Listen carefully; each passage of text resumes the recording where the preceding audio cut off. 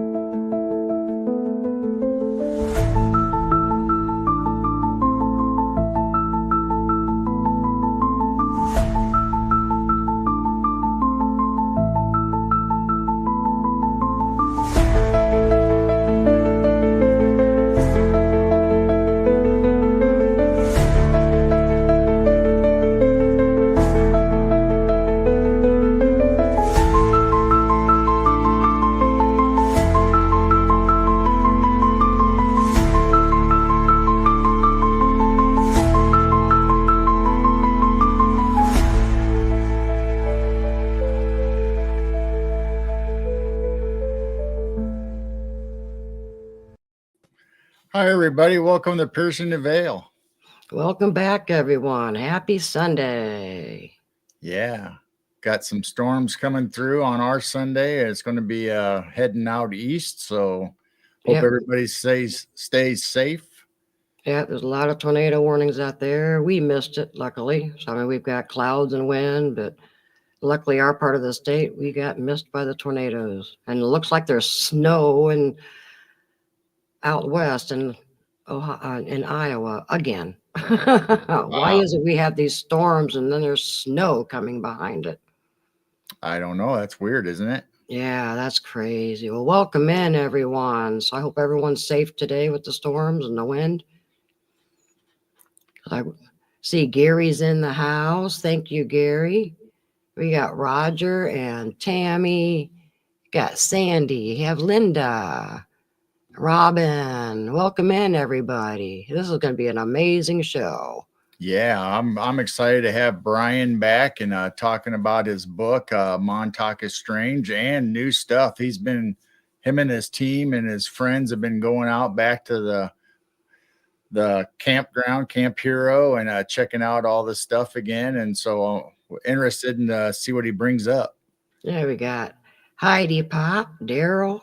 We got Jeffrey and Firewater. Welcome in, guys. Welcome in. Moon at Noon. It's good to see you guys. And Barb Hartman. Hey, Barb. Nice to see you. All right. Yeah. Is this the third or fourth time? I've lost track on how many times we've had Brian back. I think it's the third. I'm not positive. Yeah. Third or fourth, something like that. You can never have too many visits with people you like talking about, and it's so interesting, all the conversation and information they bring. Right. Well, having said that, let's go ahead and bring Brian up. I can't wait to get started. Yes. Everybody in chat, just go ahead and keep saying hi to each other. And if you have a comment for Brian or a question, go ahead and put it in all caps so we can make sure we see it, and we'll try to address it. But most times the guest or whoever will address usually that further on or down the line. So be patient with us, and we'll try to get to it. So having said all that, here's Brian. Hi, Brian. Welcome back, Brian. Yeah, thank you so much. I was listening. I think it's the third time, but I'm not sure. It might be. I think it is too. I've lost track. Yeah, thank you for the intro. I always appreciate being here, of course.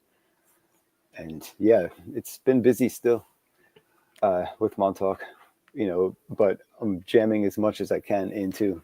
I know you're getting around with interviews and your book's getting out there. I keep, like Bigfoot Dwarf used to be Brown Dwarf. Now it's Bigfoot Dwarf. He talks about your book all the time and you on his show. Right. And we try to bring you up as much as we can, because it seems like Montauk always comes up in these conversations. It does have that synchronicity that ties into everything. Yeah.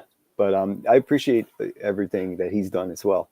He did like an unboxing, I guess you call it. I mean, he put like a his dinner. I think it was like a yam or something, or some kind of huge from the garden. It was pretty cool. So I got all these pictures. People send me the book with like something from their house, or like, you know, something unique. Even like the Air Force 773rd Radar Squadron, the veterans page on Facebook, they had the book, you know, with like some kind of hat. I guess it was some kind of significant hat, but they were passing it around for them to read. So I thought that was pretty cool.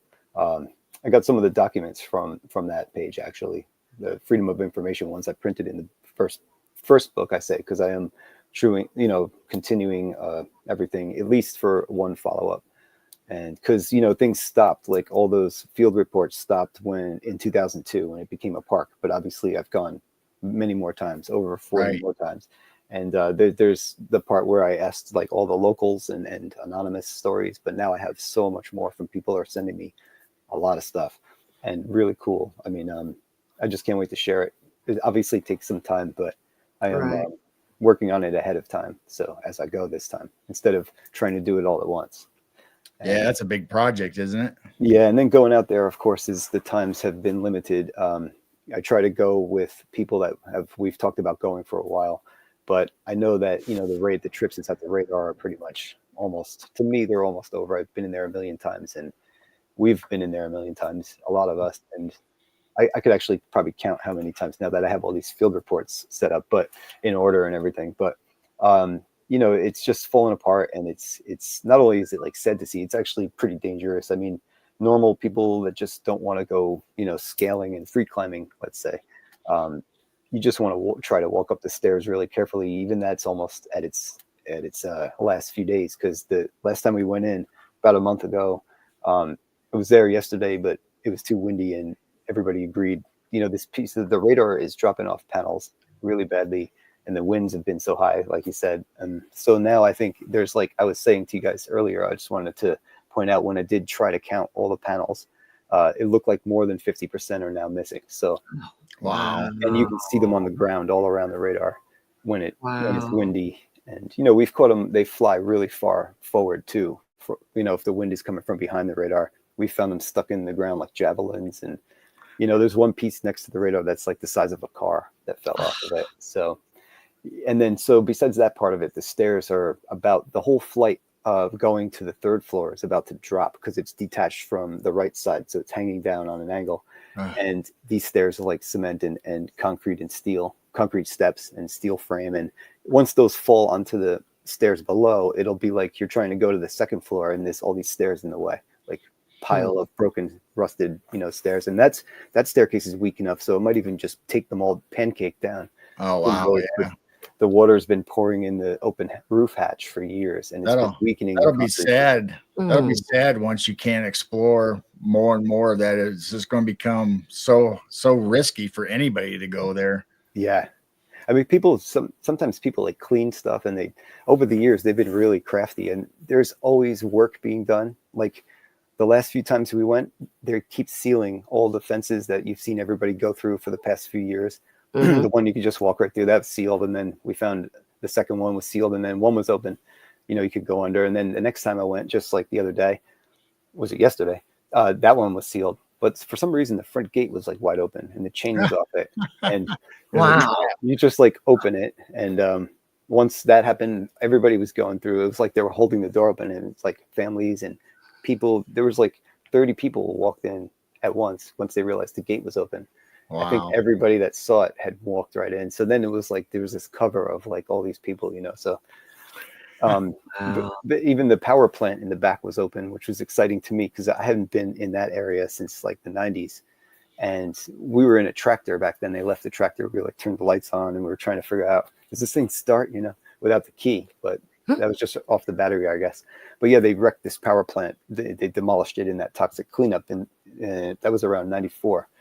And then they put a fence around it to protect this whole area, and I haven't been back there since. So it was cool. That fence was wide open, and we found all like the covers there's like 5 motors on the radar on the roof, and these metal covers were on it, like going out in like a star shape, and they must have blown off in the wind and flew all the way across back in this power plant area. So we were like, just figured out what they are, because it's in like the first few pages of my book. I have the advertisement for the radar. I guess this company, Sperry, that built it. That's where my father worked actually, like years later. They made like gyroscopes and stuff. Like after the army, he worked there, but it's just a coincidence. But they actually built the radar tower, and they made this like black and white advertisement for like newsprint. And it's like, you know, it's the Montauk radar, and they made 12 of them. So I guess they were like selling them to, you know, defense or something. Oh yeah. But this was like the newspaper ad, and you can see those little motor covers on the ad there. So that's what made me realize like this is the covers, you know, and they're out there in the woods somewhere. But That'd be interesting to track the other ones down to see if they're still in existence somewhere on a building. Yeah, well, there is one inside the radar actually. One of those covers is, you can see it on a lot of people's videos. It's like this U-shaped. You could crawl under it. It's like a motor cover, and it's like waist high pretty much, or maybe a little taller. But back in that area we were in, there was a big fallout shelter under the diesel power plant. They had like 4 locomotive size engines and a huge tank of like diesel that was pretty, like a huge blue tank, you know, they would keep like a gas tank. But that used to be all on the base. And I have the picture of the ladder that goes down into the fallout shelter from the Army Corps of Engineers report about the cleanup.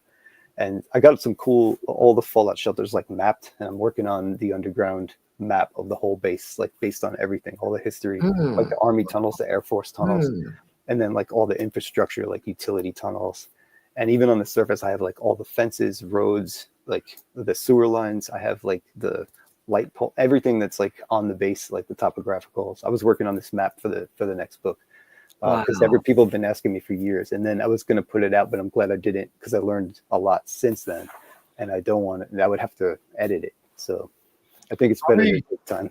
How many buildings in existence are still accessible? You know, because like you said, everything's starting to deteriorate and crumble. Are the other buildings falling apart too, or just a tower? Yeah, there's this one. It looks like a house near on Radar Hill. They call it, like by all the radars, and that's a bunker actually. Like it's cement. It looks like wood siding, but it's actually it's like frame cement. You could like hit it and see. And that cement is always going to stay there like an old crumbling bunker. But the wooden part of the house it's funny you mentioned that, because that was open for a long time. So I had fun going in there and climbing up the rung ladder to the inner part of the bunker. And there's a basement with like electrical substation and stuff down there.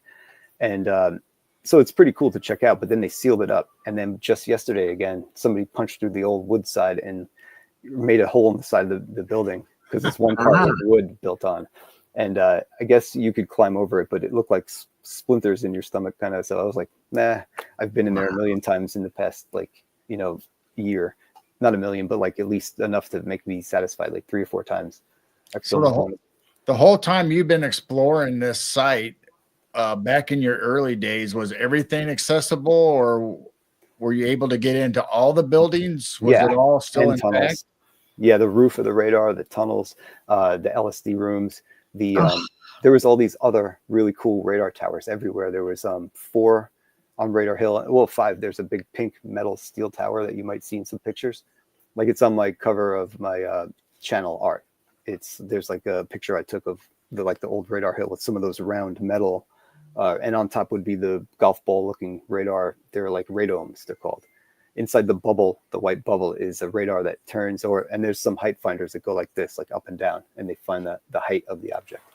So there was like, these towers are cool because you go in them. I have one picture, like, I know it's on, like, it's been in videos, but it's on the Instagram page too. My Instagram page, I mean, our page with all our Montauk pictures, I should say. Montauk is Strange Instagram. And you can see my friend looking down with a flashlight into, there's an aluminum ladder somebody put in, but there's a big metal, it's a metal floor, metal building. It's like a circle, you know, and there's 2 stories. You could go on the roof, but there used to be like this radar there. So nobody would go on the roof back when the radar was running because it'd get cooked. But like, so there's all this refrigeration stuff. And in the basement is deep. It's like 18, 20 feet deep. And there's ladders going down. I guess that's like the tallest aluminum ladder. You could go down there and you see like these huge fans laying down. And there was some really cool stuff laying around. But that's a good picture. At least it shows you that all of those radar towers on Radar Hill had these deep basements. And there's also like a water bunker on Radar Hill. So they all have underground components. Even that little house, like I mentioned, the bunker that's disguised as a house. And then that's the BC station. That's from World War II that controlled both of the big bunkers, which were like guns that shoot offshore. And that thing was like doing the trigonometry to plan out the shots and spot it, because it's on a high hill. Then they built the radar station around it because that also needs to be on a high, radar goes over the horizon. So it's as far as you can go before the curve. But I guess this radar could go 300 miles because it was really high and it was powerful. Plus it was frequency diversity. So the stage radar was like, you couldn't jam it. It had anti-jamming, and it basically could cycle through frequencies like this. So people couldn't lock on. And that's also how they discovered which frequencies do what to the human mind. It was kind of like accident and then trial and error. Right. They were recording the data. They were doing a lot of, just basic data collection. And then after a while, they started testing it on people when they had rest and relaxation at the base a lot. They would run it all day and just, stick it on one frequency instead of their cycle. I don't know. There's a lot of data in the reports where they turn the radar off that line up with some of these times. And then I know people that actually went there for this R&R because they were in the Army at another site, and their whole, they take turns and go to different places. It's like a standard thing, but they just said the radar was turning all day, and they would like, just what were you guys doing? We're just having picnics and, playing games and just sitting around eating. And so that's basically what it was, mood control experiments. So they can see what frequencies make people agitated, what people make them complacent or lethargic or, whatever, a whole range of cataloging them basically. They noticed that with their own employees or the military, right? First, before they experimented on civilians. That's always the pattern. I mean, it's also the guys that discovered it by accident were also military. They were signal corps in the Army. They set up like all the cables and the radars in World War II, their first radars. They had those first radars at Camp Hero as well, 2 steel towers with these old-fashioned radars. And they disguised them again with wooden like water towers, like you'd see on like the roof in like a Spider-Man comic, like Soho water towers that round with a little peak. It was like that on top of this steel tower. And I guess that those, and there were also searchlights and everything out there, but those the guys in World War II is what I was getting at. They heard by accident the microwave made sounds in their head. So it was an auditory effect. So they heard like later Alan Frey, the scientist in 1961, wrote a paper on it, auditory microwave effect on a human auditory effect or something along those lines. And he found out it was like a click, a hissing, a buzzing, or a pop that you'll hear when a microwave goes past your head. And then later, the Air Force even did that patent in 1996 where a focused beam of microwave, you could modulate a voice through it, because now it's just like vibrations on like a sonic medium, like your head is like a drum. So like you ever hold like a can or something and you sing and it like vibrates in the can. Right. It's like essentially the same thing, but using a microwave. And that's where they get like all the voice to skull technology. And frequencies on mood is kind of like how people ended up with the 5G towers. But a lot of this stuff started way back and started at places like Montauk. Have you ever heard the story of Lucille Ball helping capture a spy ring because she received radio waves through her dental work and she could actually hear the broadcast? I was thinking of that yesterday, actually, because we were just talking about that, because that's actually in that paper, the Alan Frey paper I mentioned. He's kind of like one of the first people that mentioned that about picking up radio frequencies through dental implants. And so what were the years that all this actually kind of started? Was it around World War II or before that? Oh, well, they noticed it in World War II when they rolled out some of the very first radars. So like 1942 is when they put those in at Montauk, the SCR 263, I think it's called. It's like it's this old, like very first radar. It doesn't look like your typical radar. I guess it was more compact because it fit inside, like on the top of the tower. It didn't like branch. It didn't come out over the sides or anything. I have pictures of it in the book, like all the equipment that was there pretty much listed. Well, I've had some weird thoughts here lately because we get into like old world and stuff like that. Well, with the orphan trains and the insane asylums back in the late 1800s through the early 1900s, then all the insane asylums, they were packed. Yeah. When they closed them up, did they close them up and then swap over to Montauk and MK Ultra and all these underground programs instead. Yeah, yeah, definitely. And like Wow. well, 61 was the answer, like when they started doing more of it. And then in the 70s, they were doing that R&R, which is rest and relaxation, like mood control. And then after that, things took time. But like you were saying, in the 80s, right after, actually 1986, I think they had Kings Park in Long Island. They were saying some of those people were from Montauk after the Montauk Project ended, 1981, 1983. Underground ended, they say, in disaster, right? That's the story on August 12th. And after that, a lot of those people that were involved were supposedly at Kings Park, brought to Kings Park. And which is weird because I got some people, local Long Islanders and other people that gave me stuff recently that, connect that and Pilgrim State together with a train rail, which is pretty insane, a hidden train. And they showed me the entrances. And then I just happened to meet other people who knew about this and mentioned it. And I was like, somebody else just told me, and they actually sent me like overhead screenshots and descriptions. And then when we were talking, our phone actually went on to record mode. I've never seen this before, but on the cell phone, it sounded weird. And then I saw like a waveform, and it was like recording like a timer. And the screen went black, and it was like an audio editing waveform instead of his voice and our voice. Wow. And then a second later, our call ended. And so I was like, that was weird, Wow. So I had been, I've been getting a lot of cool stuff from everybody. And some are stories, some are documents, like a really cool document going to what we were just saying too with the electronic mind control, as it's called. It's like microwave mind control, or however you want to say it. But this is called Project Pandora, and it was like 1961 to 1983, like the same years.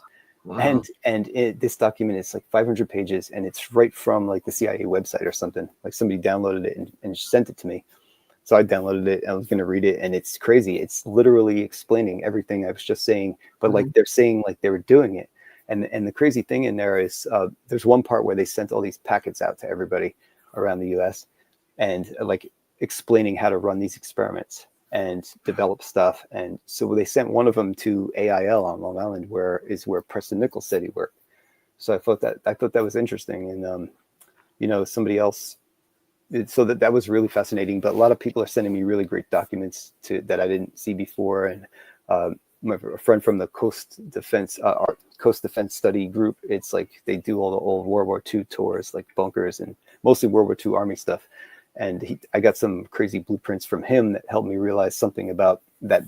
I went in this bunker as a kid, and I was kind of obsessed with it. Like even in the first book, always trying to figure out what's under this one, because it was like a 4-story deep hole. Hallway was broken. We crossed over it and all that stuff, and then climbed through the tunnels and came out through the ground. It's like a Goonies adventure, but that's always made me wonder, like, because it's not in the records or anything. So I got a phone interview from somebody gave to me. They knew this guy that went in there as a kid with his brothers and stuff. And they used to go down 4 stories and confirmed it for me. And then the next summer he went back and it was filled in with sand, 2 of the levels. So they were like actively filling this thing with sand, which made sense. When I dropped it was a few stories deep. So Wow. Weird. I still can't find the reasoning, but I'm getting old pictures from people with like these tunnel hatches that are helping me put together maps. And I'm getting just all kinds of confirmations, things off eBay people are finding for me that are like helping connect. I'm able to like conclude a lot more stuff now and wrap a few things up that I was wondering about. And now I feel like I have a really good sense of like the whole map underground of what's under there. And Nice. The rest is up to imagination, but still it could point you, like you could know where everything is not, if you thought it might be here and now we know all this other stuff's in the way, it's not there, but then you could guess where it is even better. So I'll leave up a part of it to imagination once I can't figure out for sure. Right. I'm just going to put in the definites in there. And, Now, how old were you when you first went there and started experimenting? Was it around 12 or 13? I was like 11 or 12. 11. I think I was 11 because it was like 1987, I think. It was on St. Patrick's Day parade out there, which is today actually. So it's like that was.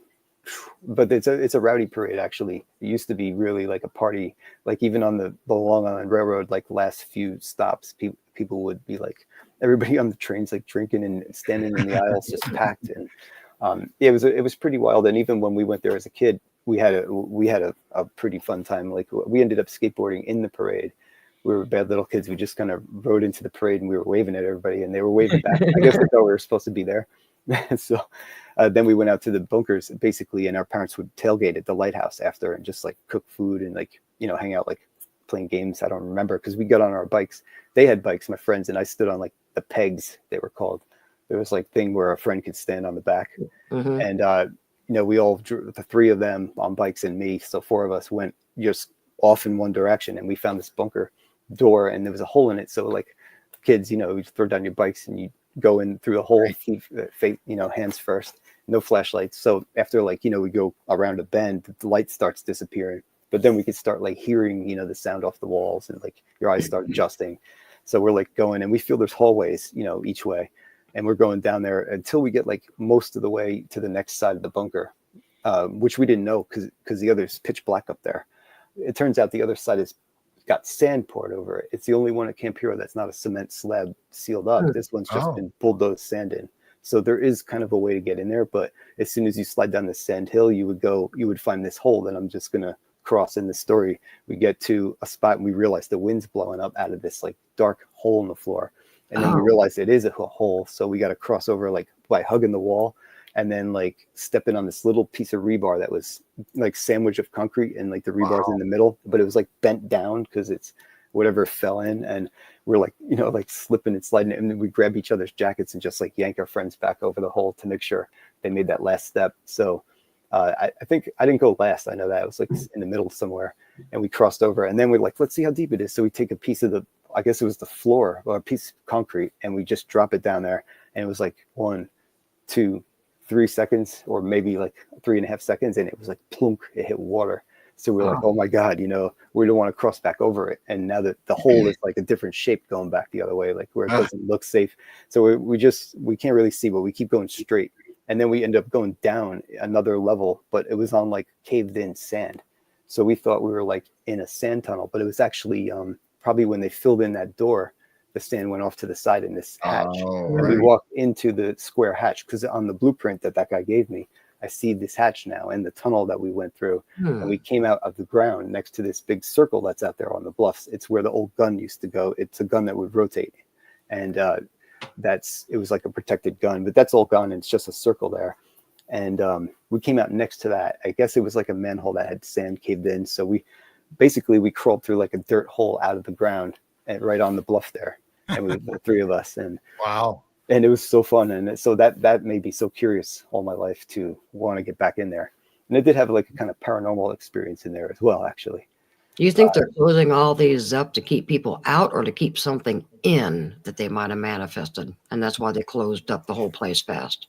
That's a good question. Yeah. Because like I was going to say, my paranormal experience kind of in there was looking down a hallway and I pictured like this reptilian thing, right? Like something I never really, I don't know. I guess I might have seen it in a Marvel comic because I have one comic and I've seen something that looks similar to it after the fact, but it was like really diesel and it had like a tail and like pointy ears. And but I saw it down this hallway, but at the same time I was looking like a split screen or like a split view. I was looking through its eyes at us. And I see us walk past the hallway at the end, and it like I felt like it wanted to like drain our energy, but it was so weak. It was like halfway like a ghost, like intangible, like it was clear. And this is all in my head in like a split second. As I looked down the hallway, I thought all this like at once, and then I was like, all right, keep going, And then the thought left my mind. But then I was reading years later on the internet, like the early internet. There was a lot of cool stuff about Montauk, and I'm glad I printed a lot of it because some of that stuff you can't find anymore. Right. Or it's on like one of those like Bibliotech Pleiades or like one of those old sites that has a lot of that cool stuff. But this was Michelle Gearin, and I listed it in the book to read because she had this experience where she got kidnapped off the beach by a Jeep. Her and her boyfriend heard buzzing like in their ears, like the microwave. But and so they get thrown in the Jeep and they get taken into this bunker. And when she describes it in this story, I thought of Montauk right away. Because I thought of Battery 216 where I went as a kid right away because of the way she described the turns and the door. And I've been like studying it. And so then this was like she describes this creature being put on a table, and then this being comes in, and it's basically describes the exact same thing that I pictured years before. And I'm like, that's so weird. Like how? And so I looked into it more over the years as I found the military history. In that story, she says it was 1970, and she said these guys in black berets took her. And the crazy thing is, when I looked in the military history and stuff, and when I was building it for this story for the book for Montauk, and 1970, the Navy SEALs and the ADTAC from the Air Force did a joint thing in a joint mission or a training exercise in that bunker. And maybe they blew that hole in the floor, who knows? But whatever they did in there, it was these guys had black berets, because I looked up the ADTAC, and they're the only ones in the Air Force that have the black berets, and they specialize in working with other agencies. So it's just a historical military event there. It's no big deal. But Michelle Gearin said that she has no way to know all these things, because this military history was so hard to find. Specifically about Montauk, I got it from a Freedom of Information Act document that they only got the document like 3 years ago, so she could have never known this. And I just found it like her story kind of checked out, and it just creeps me out that she described that reptilian thing, and it was something I imagined in the dark, but seeing it come up time and time again in this bunker. So like I pictured something like they may want to lock in there at one point, and also somebody did a remote viewing, and they said there was girls in this site, because I gave the coordinates. They said they pictured two girls walking down a staircase, and this thing was down there like a reptilian watching them, but it wanted to like come after them, but they walked up just in time. And that was what this person had told me from a remote viewing.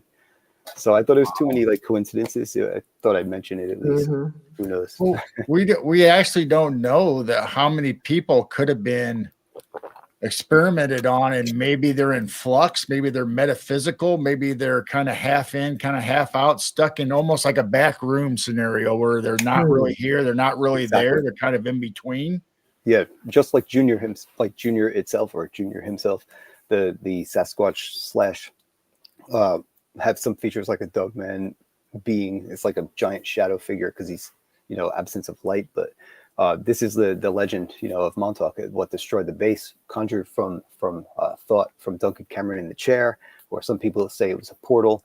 Actually, the original book also mentions a portal in the sense of when it was being closed. They mention it being closed. So I think it's a little both as the legend goes. But yeah, that was half in and half out. And that's the whole part of Junior. Like, he's supposed to be on top of Battery 112, which is Junior's bunker also. And that's a nickname. And he's supposed to be there sometimes and sometimes not. He shows up in photographs, or a lot of things are half in and half out, like you said, the interdimensional aspect of it all.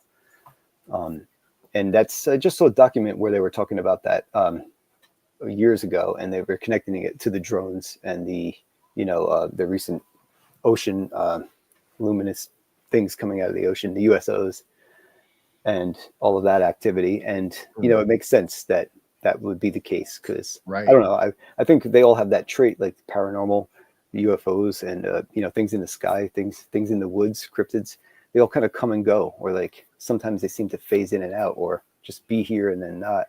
And that's a trait of like bleeding, dimensional bleed through, or just crossing paths here and there with things we can't see, but they're right here with us. Things we can't interact with. I don't know. It does make a lot of sense. I would have to say, if they've had that radar and that technology, and who knows what other technology they had going at the time that we don't know about, that it would leave a mark in that whole area. Like maybe it changed the aspect of the whole environment around Camp Hero. Yeah, that's what they used to say. Like the base would have this, it felt like timelessness, or you felt like it was like a dead zone in certain places. I'm doing some kind of places videos lately where we focus on some of these places that have these legends, and like the Void is one of them on Old Montauk Highway. It's called. It runs like along the ocean, and there's this one spot of the road that has like this huge. Used to always be a puddle if you used to go there a long time ago. This puddle, like you couldn't cross it. It's this long dirt road that's unpaved, and it's the original road out to the lighthouse. Like so it was actually called like Old Montauk Highway, and they trapped it into Camp Hero's property at one point. Now it's you can't drive a car through there. It does connect to this old road, where that's kind of like where we were in the next one I'm going to put up, actually, the Western Woods. We kind of walked out there and got lost a little. But this whole property is, 700 acres, and most people stick within the 400 acres to the east, which is like the military, the old Air Force base and the Right. entire Army base. But there's the preserve on the western woods. It's like another 200-300 acres, and it's pretty much unexplored. Like nobody goes back there. And I do see a really big square rusty hatch, it looks like, out in the woods. I mean, looks large, and over the years on Google Earth, I keep seeing this. It's there. It's like a cement. Not cement. It's metal and rust, and it's a big square. It looks like a hatch that you'd see all over Camp Hero to an underground. It's like a lid, probably with ladder, or it looks bigger than that though. So I want to get out there, but it's like really rough we went out there and you can't walk in a straight line. I mean, there's like swamps everywhere and giant thorn patches, like I don't know, a quarter-mile circle of thorns. Right. And things like that we didn't expect. So our plan kind of went out the window. Like going a certain direction towards an object was like, forget it, because you're like trying to navigate, and it looks like nobody's ever been in there. There's no trails. There's some old Native American paths that still run through there because the original road had cut straight through. So if I could find that, it would be cool to walk that, and also be hopefully a little less. I don't know. There hopefully won't be a lot of stuff in the way. What's the closest building to that hatch? What would be the closest building that maybe would have access? No, there's nothing out there, but there's these rumors I've been trying to pin down of one is the supposedly Carl Fisher that built most of Montauk, and the Montauk Manor, that big hotel. They have catacombs under it, and the catacombs are giant steam tunnels. There used to be a Navy hospital in the parking lot there that had steam tunnels, and then these also go to the tower in Montauk Town, because that was his main office building. So they have a connective steam tunnel system, and he built like everything in Montauk, and he built the road to Montauk Point, but he also built the first road across America, like the Lincoln Highway from New York City, from New York to San Diego. And then he also built Miami Beach, the city, like a city in a swamp, and a road across the US. So this guy could definitely put a tunnel under a 4-mile stretch of road out to Montauk Point, because he was building it up to be the Miami Beach of the North, where he went broke doing it. And then the Navy came in and took everything. They put the Navy in the Montauk Manor and built that hospital next door in World War II. And then they made the whole town of Montauk like a different military base, Army and Navy combined. And then later Air Force. They have the Coast Guard there, everything else. There's even Marine stickers in there, and rumors that, all different people came over the years, visiting. Like MIT had a thing there. And there's rumors that other intelligence agencies have visited there, almost on record. Actually, one was in a newspaper that was a thing for a little while. But yeah, it's been a very busy place, and they have all these eras and ages of things out there, and a lot of leftover structures underground that are just been like lost to time. But there's also the rumors of other bases in town, like the Navy base was this big thing back in the day. It was like considered it was supposed to be an alien base. Like the Greys, and then they said that there was a battle under there between factions of the military that each had their own like super soldiers, and this was in 96, and like 94 to 96. They called it like there was a lot of. I started collecting all this old stuff off the internet to make something with it, just to show like this was a thing back then. And they talked about like different people actually getting raided in like this town nearby here. Wow. And like they were having like battles with each other and counter programming against each other with different groups of kids and like people that were victims and agents, I suppose. So this was just like a story that I remember, and it was about this place, the Navy base. So the weird thing is, I found old Navy stories of like sailors who docked there, and like they were exploring underground here, and they said they went in these tunnels under this Navy base. We just went there yesterday again. And now I realize these one-room little bunkers that seem to have no purpose.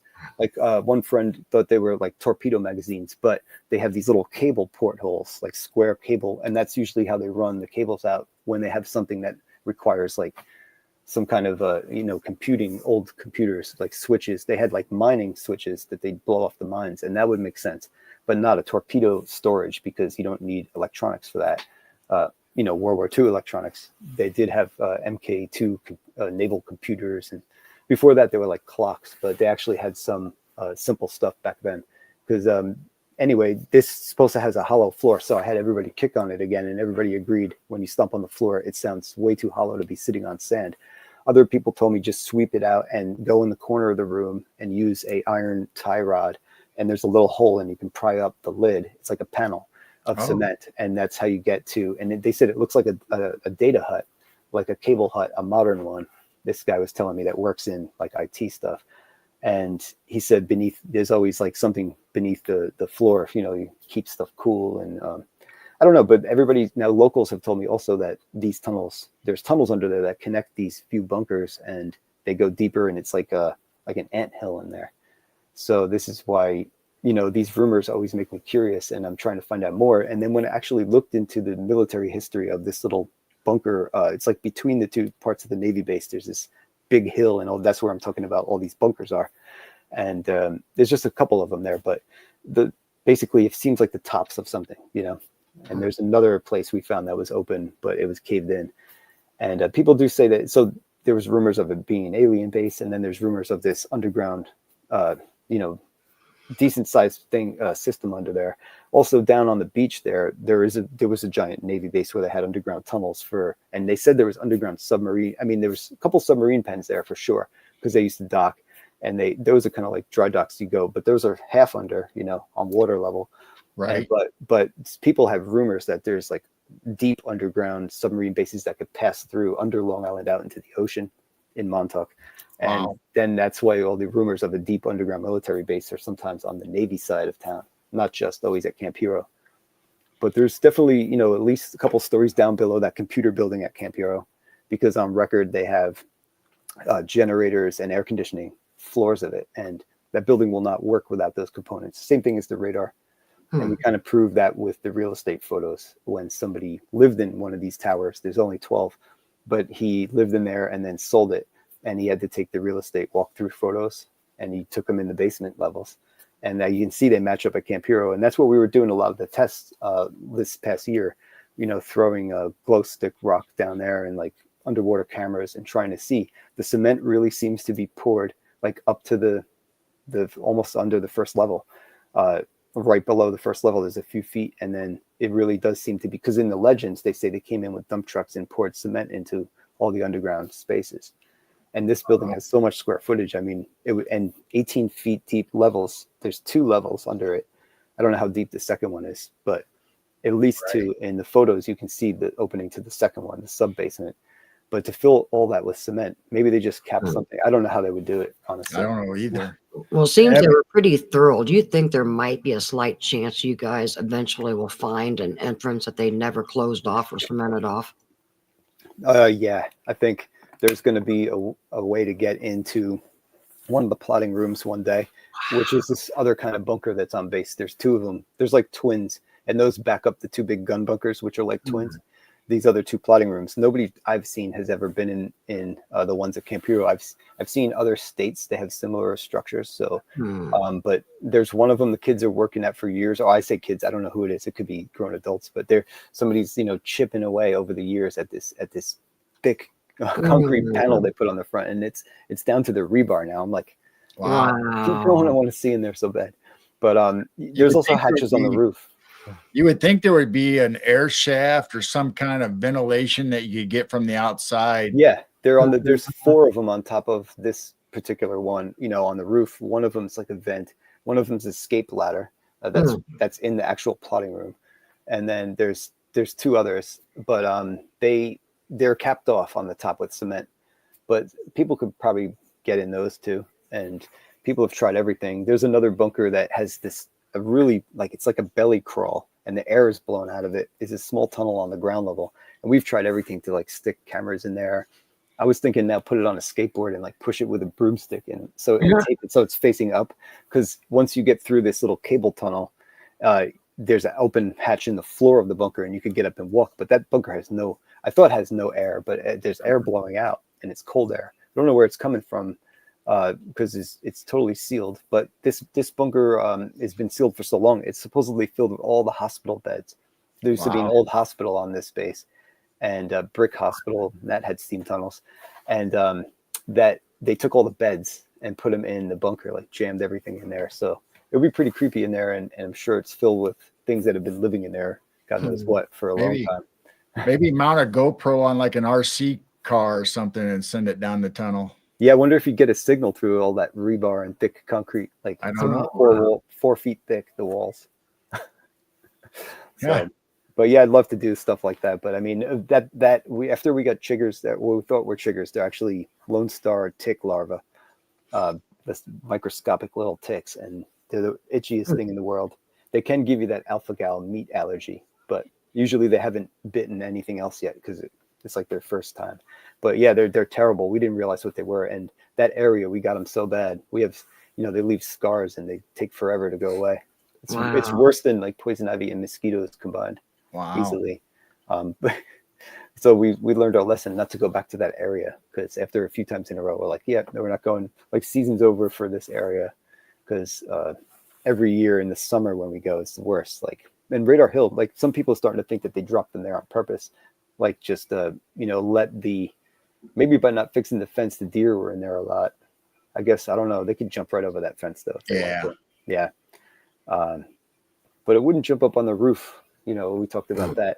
That was weird when that thing jumped off next to me. And somebody mentioned Glimmer Man, and I heard that a lot lately. I mean, it's basically like a cloaking, situation. And I didn't see anything, but then it could also be something super fast, I suppose, that were just like out of there before, I don't know, whatever that was. But I did get people send me, stories, and they circled an area where it happened to them at night, just like it happened very close to when I made that video. So then people, he sent me a map, and I realized it was just like right through the woods from there. So a guy told me that it jumped out of a tree. Him and his friend were walking in there at night, and they felt it in the ground also, like thump. And they both were like, they were like ready to haul out of there. Wow.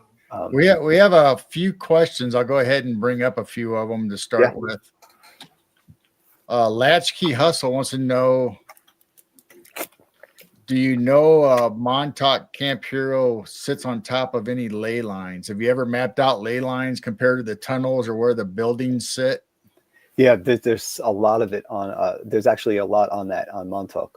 It's supposed to be on ley lines major. There's a thing in Montauk in Camp Hero called the Planetary Cross Point. It's supposed to be on a major cross point, and the whole reason that they chose this area for the base actually is supposed to be for that very reason. And there's actually people that meet down on the beach sometimes, like I don't know if they're like White Coven or something. Like, I found websites, and people are, they also think it's a magical place because of the energy. Yeah, and also it's some of it's written about in the first book series, like Peter Moon and Preston Nichols do talk about like the shape of Turtle Cove. That's like the native name for the area, and the lighthouse is on Turtle Hill. So there's supposed to be this magical quality there, and that's also what surfers say sometimes, like Turtle Cove is like one of the best surf spots and stuff like that, because it's supposed to have some kind of energy, magical energy of like, a power. It's a power point. So yeah, that is a rumor, and it brings me back to think like Aleister Crowley was here in 1918 in Montauk, and he said that it was his favorite place in the world. He wrote that in one of his books, but he actually fled New York City and came out here after he summoned Lem. He came out to Montauk, and on a mountain climbing expedition, he said. There's no mountains here, really. I mean, there's some big hills and some bluffs, but so he was out here, and I sometimes wonder if because he worked for the the OTO, and he was like an intelligence agent too, right? And that's why they blew up Tesla's tower in 1917. The Navy blew it up because they thought he was in there. It was abandoned for like a year or two, and they thought Aleister Crowley went in there and was sending spy messages to the Germans through his tower. They accused him in the newspapers. They blew it up. I got the pictures of the tower, getting blown up and falling over, but that was like the same 2 years. And then he's out at Montauk, and I'm thinking, did they actually ask him to like pick up, see if you could find the PowerPoints so we could build a base, because he did work in intelligence agencies too, and he would be a person you would ask to like look for a spot like that, I guess. Wow. But it was just an idea. I don't know. I'm going to look into it, but you can't really find that much when you're going that far back. Right. It's just an idea, but it does have, I would say it is a place like that offhand, just because it's a place where so many firsts have happened, and like a lot of like, inventions and firsts of things. So it seems like one of those places. So M13 says he's heard of people talking about a pyramid is buried or sunken at the Montauk Point. Have you ever heard anything about that? Really? Yeah, I dug into that big time, and I printed that in the back of the book. Actually, I found, and that's so crazy because I was just today looking to try to find this again on the ocean floor right off the coast of Montauk, and it's blue. Google has blurred it on every Well, of browser. course. Everything I try to find it again, it's now blurred, so it's dull. But I have it in my book, the screenshots of it, and it's Wow. I found off the coast of Montauk. There's actually on the ocean floor like these pyramid structures. I don't know if you could see, but Well, here, let me make you the big screen. like right, where is it? Right here. That's this big thing. That star is on this thing called Great Eastern Rock. It ripped the bottom off like the biggest boat before the Titanic, and they describe it as like a spire, like an obelisk. And see, it looks like a city all around it. See all those domes, those Yeah. mounds, Right. and then the pyramid is right here. This one below it. Wait, right there. You see that little like on the ocean floor? There's like a mound right there. Yes. Yes. And then this is the one below it is a blown up one on the ocean out a little further. But that one right there off the coast is that what I was looking at. And I measured it, and it's a substantial like size across. And there's an identical one just up the coast a little more. So then I went down the whole East Coast, and I only found 2 others on the East Coast because it's pretty smooth. But there's one between like Tom's River, Atlantic City, New Jersey down there. And then all the way down between like Georgia and North Carolina, like somewhere off. No, not North Carolina. It's even further. It's like Jacksonville in Georgia. Florida and Georgia, somewhere like off the coast there. So Wow. I mentioned the exact places in the book when I sourced all this stuff. But now I try to go look in that same spot. Like if you go right now and try to use anything to look right there, it's gone. It's like blurred and it's like soft. They softened it and took out all the details. And Google's good. Yeah, Google's good for that. yeah, they did some kind of update and it was gone. I was like, I really got I loved looking at those screenshots, and Yeah. then there's a lot of like the Ricat structure. I don't know if a lot of people are talking about it now, but like matching a lot of the descriptions of Plato's Atlantis, etc. And I raised the water level on the world flood map up to like 420 meters over sea level, and it is like an island of rings, concentric rings. Anyways, I was just thinking, and where's Montauk in Pangaea? And I put that in the back too, because when I put Pangaea back together, looked at the old maps and follow where Montauk is, it's practically touching the eye of the Sahara. So I was like, that's incredible, because Montauk has rumors of pyramids, like you were saying. And then we just went to this place called Montauk Mountain Preserve that we were always looking for. Peter Moon told us about it years ago when we met up with him in Montauk once. And we had videos of the whole day with him. And this place, Montauk Mountain, is supposedly like a natural pyramid in Montauk. Even his 3rd book in the series with Preston Nichols was called Pyramids of Montauk. And they have this old history photo of the tops of these pyramids from a history book from Long Island from 1860s. And so it's pretty legit that these pictures are like, and supposedly a lot of the tribe, there's a lot of Egyptian, there's some talk of like ancient Egyptian connections through the tribe, actually. So, and like the tribal leaders, a lot of them are named Pharaoh, like spelled the same. So there's all these like street names and everything, like Egypt names around here too. But I found that one offshore, and I found what looked like a city with an obelisk. And there's obelisks in Egypt. I know we use them in the U.S. and in France, and like a lot of people have the dome and the obelisk. Like the Capitol building is the dome, and the Washington Monument is the obelisk. And so it's like, it looks like it's in the center of a city down there with all those mounds around it. And it, like, one that when the sea level is 300 feet higher than it used to be, then this continental shelf would be the old beach front when you bring the tide down. Wow. And the worldwide water went up at one point when ice melted, when all the ice melted. But the glacier there's the Egyptian. I think it's down there though. There's the Egyptian obelisk in Central Park in New York. Mm-hmm. So, yeah. So did they really bring it across the ocean, or was it already there from the Egyptian culture that was here previous? Oh, wow. Yeah, well, if you look, like some of the rivers, I was trying to see if you can go up the East River, the Hudson River, and then like take all these smaller rivers over and get to like Michigan. And then, if you get to like the Mississippi River, you could definitely get to the Grand Canyon. So like, can you make it up through New York and down? Because I saw some rivers that look like maybe you can, but maybe the Egyptians came, through the East Coast too, and just took rivers and boats through the U.S. I'm not sure about how they got all that treasure in the Grand Canyon. That's just insane. Yeah. But they were surely here though. And I also found some connections with Vinland, the Viking saga.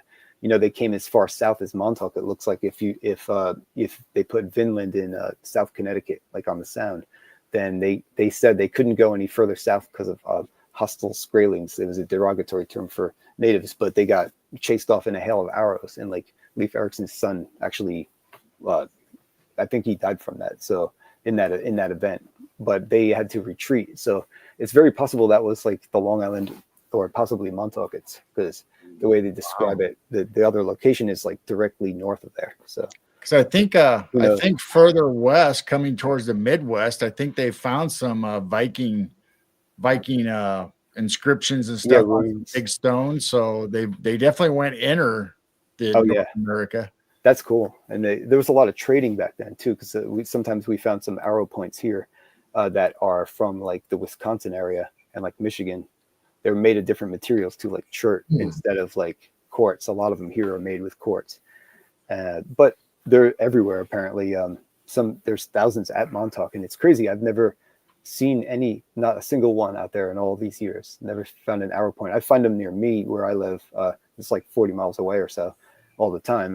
Not all the time, but I found a good amount of stuff really intact too. And I just keep it all together and keep it safe. But there's like stuff everywhere, and Montauk, apparently people do find it. I guess I'm never looking for them when I'm there, but I'd like to take it a little slower one day and just kind of randomly go some direction out there. Especially when you go out on the beach by the bluffs, you might find artifacts falling down from the hill or the bluff. Yeah. Sometimes you have to, like the tide out there. If you don't watch the tide and you have to walk really far to get to the next place where you could get back up. So like if the tide is coming in, sometimes the water goes right up to the bluff. You get trapped. You'll get. I've got my boots wet 3 times already just trying to go near the water, but not in it. And it just came up at Montauk in the same place. I'm like, next time maybe I'll learn. But so far 3 times the tide just came up and like got me. So I just stuck the underwater camera in and got some tide coming in. But it goes off pretty quick there, like gets deep pretty fast. But there's the Great White Nursery is right off the coast there of Montauk, where all the great whites are born, and then they trap some of them. And one of them has a social media account. It's popular. They follow it. It swims all around the whole world, like Australia. Everything comes back to Montauk at the end each year, and that's pretty cool though. And then there's a lot. They have the people are watching the seals right now. Keep seeing them on Instagram on like the Montauk local channel, and there's a seal trail even that I've never been on, but they're all just hanging out on the rocks, getting sun. So there's a lot of animals, and they're kind of taking over Camp Hero lately. I mean, it used to have that vibe like we were talking about, where it felt like eerie there, and like somebody's always watching you. And it still can feel like that sometimes, but it's really lifted. I feel like the energy is totally lifted. Plus, back then you weren't allowed to go in, so you have to sneak in, and then you're worried the whole day. You hear those tires coming from far away. Right. You scatter into the bushes and you wait, and it was a lot of fun back then. But none of that. Hopefully, you still have that feeling though that people are looking out, and there are. Every time we're doing something, a car goes by or a cop goes by, and it just makes you feel like that still. Like one time, I think we were just like standing there in the grass talking, and we didn't move, and like I think the cop kept circling around. Like we're just talking, But there's all kinds of people there nowadays, and people are, I think, because of Stranger Things, obviously, and it's just a cool place for anybody to go, really. Now, the pictures of the pyramids, are they in your book? I don't have the actual ones that Peter Moon printed in their book. I want to get a copy of that book, but I don't have those. I don't know how to, like, if I reprinted them, I wanted to give the credit to the people, and I didn't. But maybe next time I'll do that and edit in there. But you can find it if you want to see those pictures. They're in Pyramids of Montauk. Pyramids of Montauk, okay. Yeah, and I think the PDF, you could read it online if you just want to, like, find that part and not, like, purchase it. Or you could purchase it, of course, too. I mean, I have a lot of those books. Every book on Montauk I buy. And now, a couple people are writing. I'm working with one person from France that's helping write. He's writing a book, and he just wanted information on a certain subtopic of this. And so I was just like, giving him all the stuff I have on that. Go to town, and he's finding some really cool stuff and sharing it with me. Even better stuff, like pictures that are helping me like solve these mysteries of the tunnels that supposedly run under the whole ocean side, connecting all the old World War II bunkers. And then Since you mentioned that, Robin asked a question about structures that go out into the ocean or might come out elsewhere. So is Yeah, that tie into what you were just talking about? that's another thing. I took a lot of like screenshots over the years from above at that Navy base that I was talking about. There is this giant, what looks like a pipe under the water, pretty deep, like meters and meters down. And like it sticks out. It looks like a giant iron pipe that like submarines could go right in. And it's considerably far down in the water. And so over the different years, I'm looking at it. It's like sometimes the sun hits the water and makes like lights up the water, or like some days you could see right through the water. Other days it's choppy. So like some of those Google Air things, I got it on several of them basically. And to me, like, I don't know if my eyes are playing tricks on me, but it really looks like a structure to enter. And I don't even think I did put that in the first book. Like if I when I do a follow-up, I'll make sure to, I'm definitely going to address that. And like a lot of the deep underground, kind of want to like do my best to give a final guess on things and like a conclusion of in all I've seen in the like my best guess, you know. Our buddy LIB wants you to talk about Mount Montauk.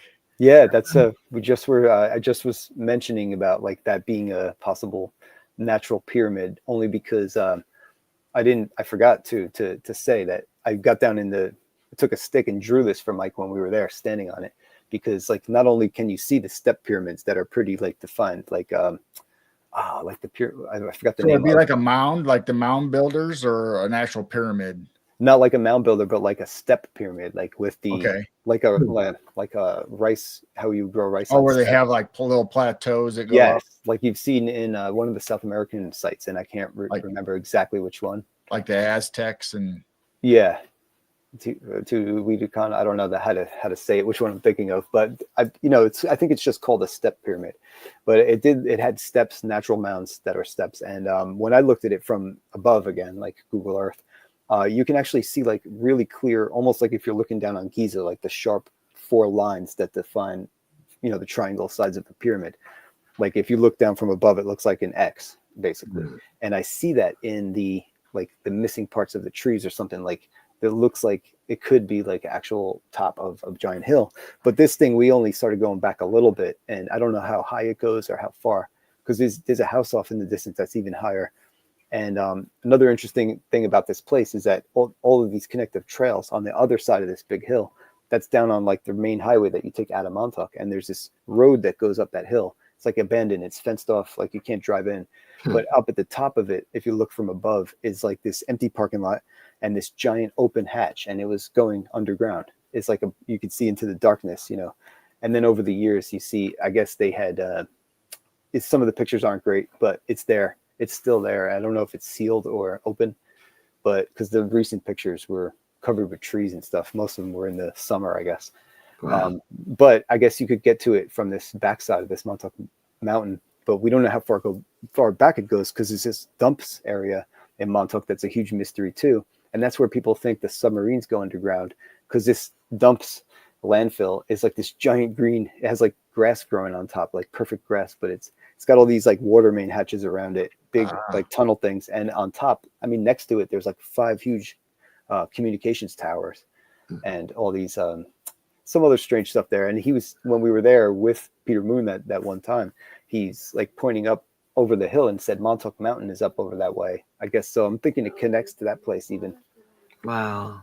And there's a lot of cool trails back there too. They look ancient, like maybe some are left over from the native era. And then the train tracks runs through there. When you first get to Montauk, it slows down and comes around a big bend. And that's where they wrote about in a lot of the books that was like a weird spot where it's like a dead zone again, where they call it like not the void, but it was like a void of energy going through there on the train. I took the ride and I didn't feel that. When my car had trouble, I went back to Montauk to meet everybody on the train, and I didn't feel that going through there. But it did look a little like things got a little like the trees definitely changed when you come in. They look all dead and like kind of creepy, but nothing else that I noticed there. But there's a lot of legends about that area too, from the old writings, like kind of like after the first book series and like the early internet started really talking about it, digging into stuff. And that's what I wanted to bring back, some of that stuff, so it doesn't get lost. So I'm working on getting that stuff together too, to make some of those points. And like finalize some of those old legends and put them out there, and like finalize some of the stuff that I've looked into. I mean, around the base and like what is where underground, and thoughts on a few things that they did there over different years. Like now I could pretty much say like I really believe that the things that I came up with, they have a lot of good backing as far as like an idea. So like the LSD rooms, I have a good idea of what they did in that period, and I would say like I would put my my something on it.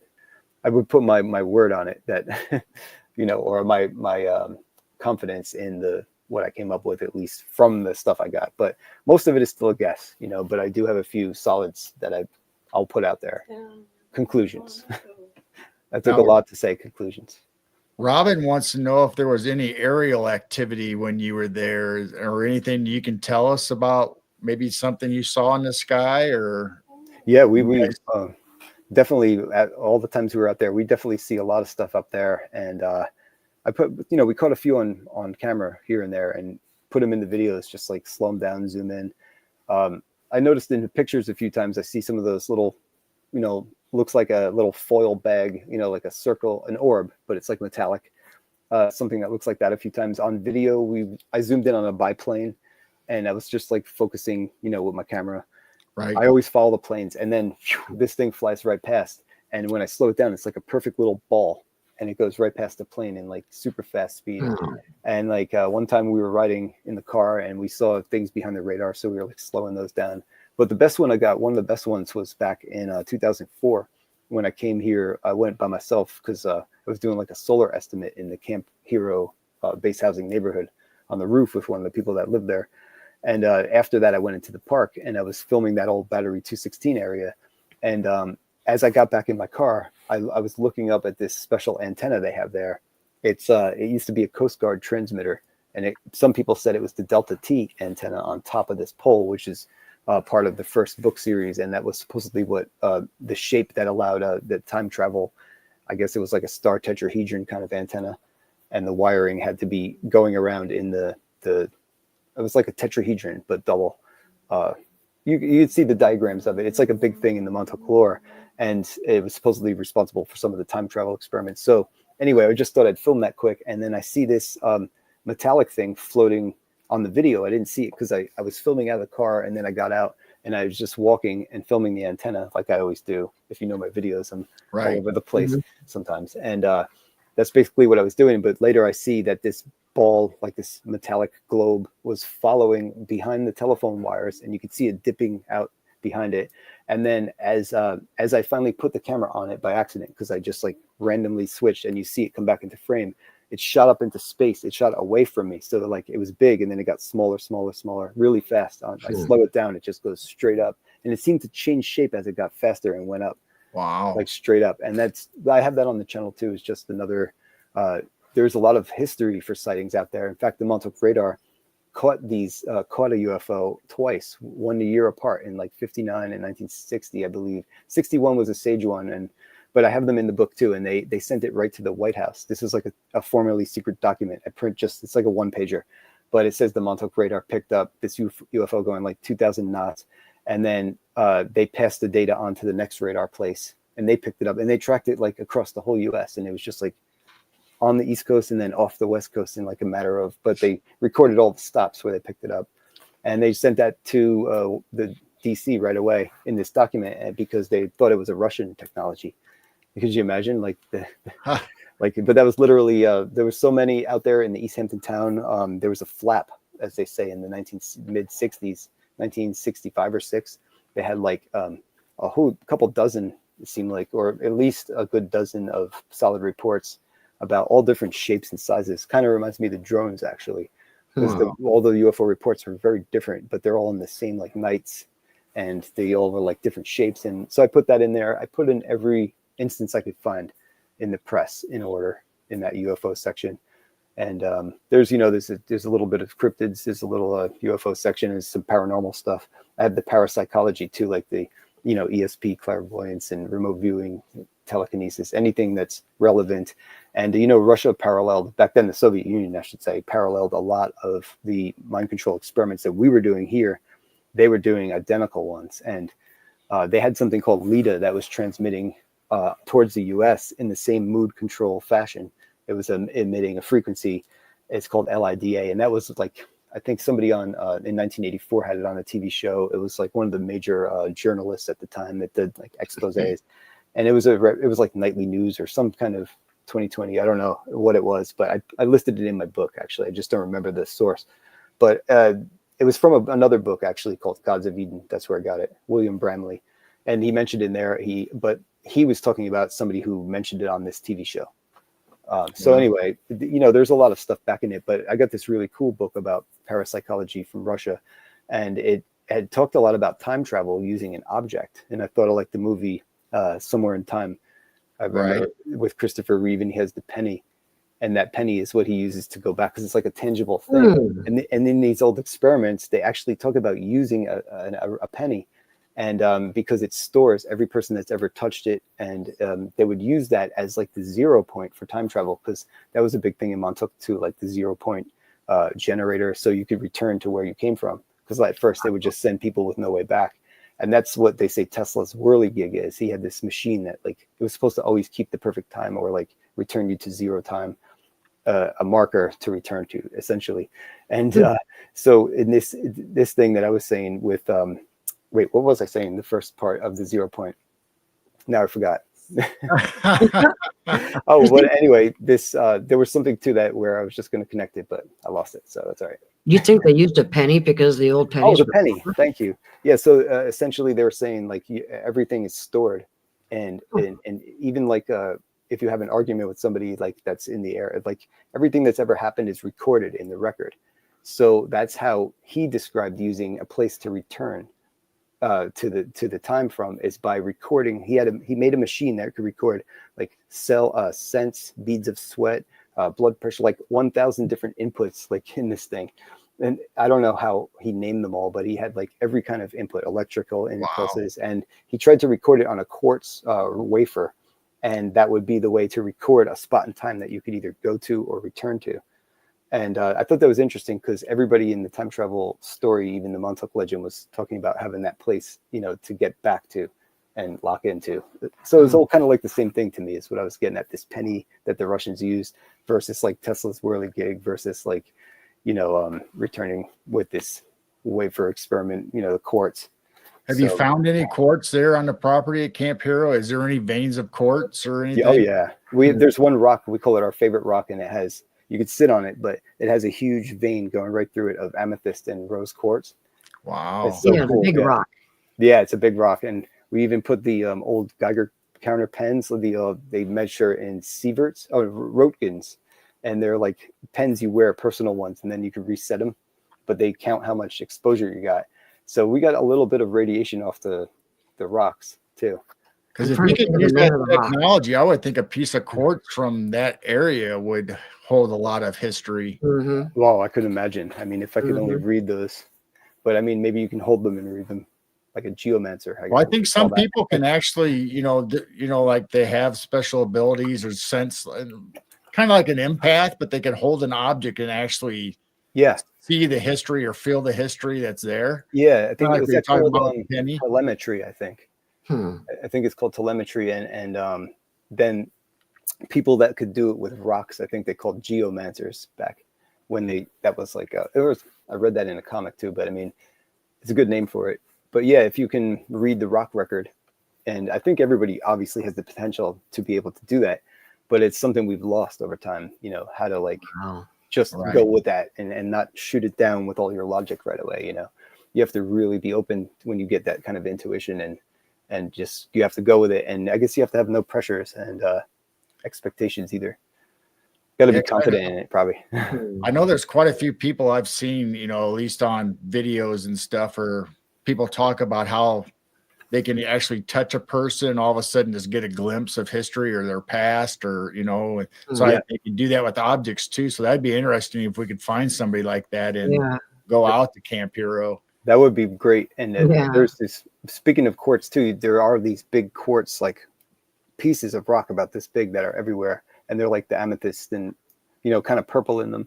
And we took one or two of them home, but I've heard of people just told me the same story. I hid it behind a tree and I couldn't find mine.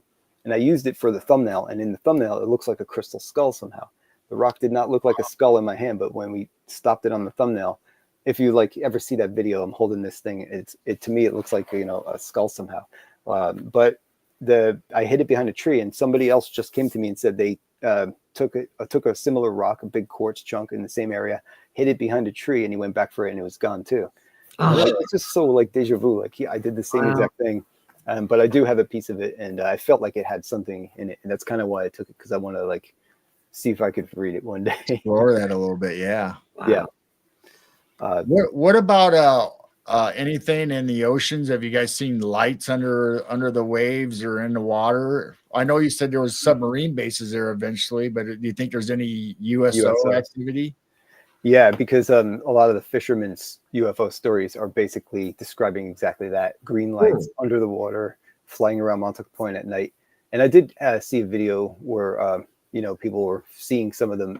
The radar light up at night. There's this green glow behind it, and like from town or something, you're looking out towards Montauk Point, and there's, you know, like sometimes when you look at city lights off in the distance, it's got the big, you know, hazy red glow from the lights, but this is like a green glow out in a place that's so secluded. I mean, it's mostly ocean, and there's this small little piece of, you know, long stretch of land, like a peninsula that you go out on with no way back, but there's really no land out there. So like, what's glowing out there?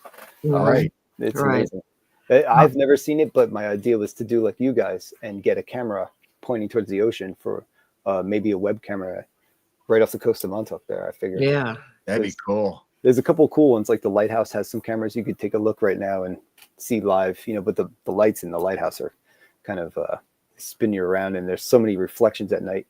But yeah, I would love a camera, you know, probably infrared too, night vision or something for night like you guys have. Wow. Absolutely. Pointing out there and a few other places, that would be ideal. I'm not there yet, but one day when I can do that, I definitely will. Cameras are definitely improving. I mean, I just saw one the other day. It's basically the same company that makes these nice security cameras. They're making trail cams now with the same technology. Wow. It has a wireless that goes forever, and it has the solar panel to keep it charged. Wow. That's awesome. Yeah, because I was dealing with the ones that you leave strapped to the tree. I mean, granted, they were $25, and they take like, you know, 8 batteries or 4 batteries. But I left them. They had really good life, but I am too impatient. So like I put it out there, and I'm like, it's too early. But I couldn't stop. Like after a few days of seeing it, I drove out there. One time I went there, the shortest trip I ever took. I literally went out there, walked down the trail, grabbed the camera off the tree, and then drove home. I didn't even check anything that day. That was like the only time I've ever done that. But I really wanted to see what was on it. And I did catch some deer and stuff, you know, coming right up and touching their nose on the camera lens. And it's cool stuff at night. One deer looked kind of scared at night. He heard something and looked up. So that was interesting. But yeah, it was still worth it, because that was my learning how to use them. But I want to switch over to something that's Wi-Fi, of course. And I have so many ideas for that, you know, things I'm curious of that would probably help. So I do have an idea to leave the other ones in a place or two now that, you know, I have 2, so I shouldn't have to worry about one and what's on it. I'll just leave it out there and forget it next time. Hopefully get more stuff. Wow. How about orbs? Have you guys experienced orbs or any kind of lights like that around the grounds? Yeah, once in a while you see some orbs, like when we were in the radar. I caught a lot of them actually in the radar, but there is a lot of particles floating around in that building. But there were some that were really bright when we were taking the history pictures with a friend that was a photographer, black and white, a photography video. We were in the stairwell, and there was a couple that really like sizable and clearly like a ball, not an insect. It was like a perfect ball. And I slowed down and zoomed in, and it looked like a solid thing, like right there in the air, like a little tiny BB of light. Yeah, there was a couple in the radar. And even yesterday when I made the latest video I made, it was the part 3 with the graffiti wanderer. And in the second floor, I just noticed we were just talking, but 2 of them went by, and I had never seen them before until I edited it, you know, like until I was just almost done with it. So yeah, there's a couple out there, I guess, out in the sun. You're outside a lot too, being that we don't get in all the buildings anymore. Really, the only place you'd see them is inside a building, like the radar. I mean, nobody can get in the bunkers really anymore. I mean, for years, I haven't seen anybody get in them in decades. Wow. I mean, I was in them in 1999 last, And since then, they turned it to a park 2002, but they sealed up stuff before that, in preparation for the park. And they had a lot of people there. And so since then, there's a metal door on one of the bunkers. And it's been, tempting, but maybe with permission at this point, I could probably get in there easier than any other way. So maybe I'll ask for once and see for historical reasons too, just to get it, see what's in there for everybody. Because there's some questions I have about, there's a big spot on the right of the hallway that I always missed, but on the original video that Preston Nichols and Peter Moon, mostly Preston Nichols, Al Bielek, and Duncan Cameron, the guys from the original book crew, had a video called the Montauk Tour, and they were in that bunker. And on the right side of the wall, there's this huge air shaft, and they look down, they're like, oh, that's like 25 feet deep. And I'm always trying to find out how we got down lower on the other side of the tunnel, on the left side, which is like the back of the bunker. But then I see that thing, and I was wondering, that was a whole new thing for me to look into. I just wish I could see in there again. I have so many questions since then. Oh, and the funniest thing is last night, some of the guys I went with, they connected me with their old friend, and they thought I might know him. He's the guy I was calling in my book The Pilot, because I didn't know his name all these years. And he actually he had pictures yesterday. He just shared with me, or he tagged me in them.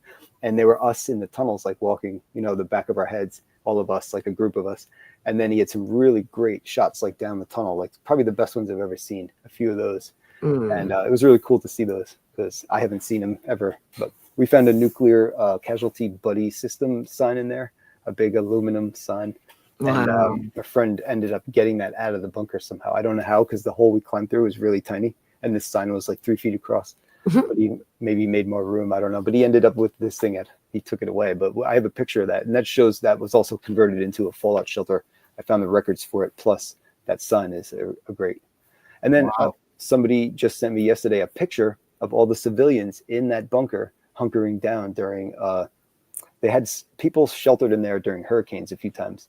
But I found it was really fishy, because it was like the same night as these other things, and in the same exact week that the LSD room, when they were calibrating the radar that week, it all lined up, and they did all these other experiments that night, like Project Storm Fury, I think it was called, down in the Caribbean. It was the first time they were trying to cloud seed with silver barium, and then they lost a ship in that, like they had a problem, they had an accident, and then there was this storm was the first storm. The one that they sheltered in this picture in Montauk's tunnels, it was the first storm they ever, it hit Montauk twice. It hit it once, it circled around and hit it again. And it's just odd they were trying to control weather that night. But this was the first storm they ever took from satellite, and the first picture of a hurricane. And it was on DARPA's achievements on their website. It was on the best achievements for the year for a satellite photo of this same exact storm. So it's like all these things are on the same night, and there's crazy, they all tie together. And I've so many little things like that, like topics, and you just keep finding everything lining up with Montauk and with the story. Right. And then getting the backing proof years later, not even expecting it. So it's. So we know you're in contact with a lot of people that, has either been at Montauk or had family members at Montauk. Barb, our good friend, who's a podcaster, by the way, says, have you ever spoken with anybody who was involved in the project as a child? And if not, she has somebody that you can talk to and she knows personally. So we can get you two together if you don't know Barb. Oh, yeah. No, I would love to, to meet anyway. And I do get people all the time, tons of people. And of course, there's the people that we all know that are out there. But then there's these local stories I hear sometimes about people that nobody has ever heard of on the internet. And I still have one guy, he told me that he's this guy is he was in the service and stuff, but he doesn't like to talk about it, but he clearly says he was there in those years. And then one of my friends that actually, I over the years became friends with, I was accidentally on a TV show or two with him. Actually, one of the TV shows he was hypnotized and actually confirmed everything that he was saying, but also they wouldn't let him see the full session, and he was kind of upset about that. But also the other show he was on, his boss, who was the superintendent of the parks, came over and told him he can't talk about it and he's not allowed to be on TV. And he's like, I'm not even saying anything, So it was this big drama on that show. And then he let me into this AT&T building that I have that video where I could film and look for the fallout shelter. He let me climb in the basement, a crawl space and everything, down the ladder. So I have that video up now. But that was actually his last 2 weeks working there. But he's worked there for 20 years, and he was one of those kids riding his bike in there as a kid. The older kid tricked him into going in there, and he said they were all like, he told me a lot that he was full blown like in this story, you know. And but then he worked there for all these years, and then he left. But the thing is, that day he told me, do I want to go and talk to his boss, which is the guy who yelled at him on TV? Because I found a Canon, Danielle had found the Canon pedestal, me and her, but she found it first. She pointed out what it was. I just was like looking at it like a bunch of cobblestones, you know. But then we put it together with the old pictures, and he's like, do you want to go tell him? I'm like, sure. It's like an opportunity to ask him questions, because he hated anything paranormal, like aliens, UFOs, and like he likes military history. So I'm like, I'll just talk about that with him. And he was like showing me cannonballs from the bluff and all kinds of stuff that he had in his office. He showed me a story about an accident. Somebody found a shell at Montauk, took it home to another town, used a torch on it to make lead sinkers and whole house. I mean, so he was showing me all this stuff, and I was looking. He had cameras, 9 cameras on his monitor. But I got a sense they were all for the weddings they have down at Camp Hero, because he was like monitoring those, and he was watching them, and he noticed that 2 weddings were happening at once, and he was like calling up and, you know, straightening it out. So I was trying to figure out where the cameras were, and I used it as an opportunity to pick his brain where I could. And I had told him I was just in the radar, you know. It was like, I told him like straightforward, but it was all history related, and he didn't mind. But if I said something otherwise, I think it would have went differently. All right. So I was showing him the Canon, you know, and but it was good to pick his brain, and I think he got taken out of there for reasons like bad business kind of reasons. I'm not sure, but his term was up, and now the new guy, I don't know who it is, you know. But I would ask permission to go into some of these places, you know, for legitimate stuff, and other stuff. If I see that Battery 216 open one day, I'm going in there, because I've been waiting my whole life to get back in there. I don't know what's down that hole. Now that I have that powerful spotlight, like to show, you know, shine it down there and see what's going on. But well, you guys all got together either a year ago or 2 years ago. They were Montauk survivors. How many showed up that weekend? Do you remember? Oh, a lot, actually. Okay. I mean, there was people that were out on boats, like looking for, you know, the Philadelphia experiment was supposed to show up. I mean, the ship, the USS Eldridge, was supposed to show up. So there was like people out in like larger sized boats, and people were all doing their own things. But at the circle itself, I think like a lot of the, you know, the main people that are out there that talk about it, like some of the biggest names, actually, you know, they were all there. Like I could, you know, name them all. But and Jessica was there. Yeah. James Rank. I'm trying to think of James some. Rank, Alonzo Markman, James Rank, Arkeem Ra, and Brian Seng was there. And, Brian Seng, yeah. And, you know, our friend Faith and her mom kind of stumbled over, or they found it online and they joined us. And then like, you know, me and Dark Hour Paranormal and Long Island Bigfoot, and usually Dan Alien or Danielle, you know, would come with us each year, but she wasn't there that year. But that's our like summer group. We usually go there on August 12th, and they just happened to be going there on this year. So we kind of converged. I think LAB, you know, Mike made it happen for the most part. Me and DHP were like, wow, you did all this already. Thanks, man. Like he had already talked to everybody, and we didn't know where we were going to stay, because we're always roughing it out there. And we kind of joined groups, and it was really cool. And yeah, everybody, he got to, DHP is the one that he was trying to make a documentary for a long time, making you know, about survivors and all of their stories. And I usually would send people directly to him, and he got to do it that day. He got to sit down with everybody and make it. And because it's so much, it's like a book on its own, and everybody's story is so deep, you know, and that, so all I can do is encourage people to make their own books about it and stories. And I think that they deserve that, you know, if you've got a story like that, it's a deep one. So, you know, I know Arkeem Ra has a book, which is awesome. And then I also talked to Olivia James Grey Mouse, who has a similar book, Secret Space Program, more like, not Monarch, but there's a lot of good. That's a really good too. And it's tons of info. I mean, so much info. That's why I couldn't squeeze it into what I was doing too. And hitting more of the factual side of like with the history and stuff. I wanted to get that at least established so we could use that to like find out what's what, you know, because usually when you apply the stuff like that I found in like the history to some people's stories and experiences, you'll find these things meshed together perfectly. Like even overlay like the timeline over the legend and the history, they match up. And that shows you like there's something to that, because when those two dates are matching up, it's just little things like that. I think get the whole picture, and it'll help everybody, or hopefully it will help, in people's their own experiences too. Yeah, in case no one knows in chat or rewatching the replay, Montauk is pretty much based off of the series Stranger Things that was on TV. Yeah, and the last one is coming, I think. Season 5, I think, is the last season. And it, wow. I was told myself I wanted to have it done by the end of it. So I'm ahead of schedule, so I could maybe I could do the second part before.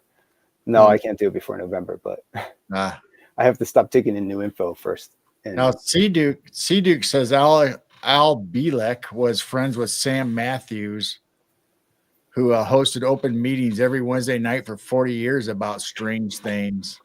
Oh, wow. Okay. That's awesome.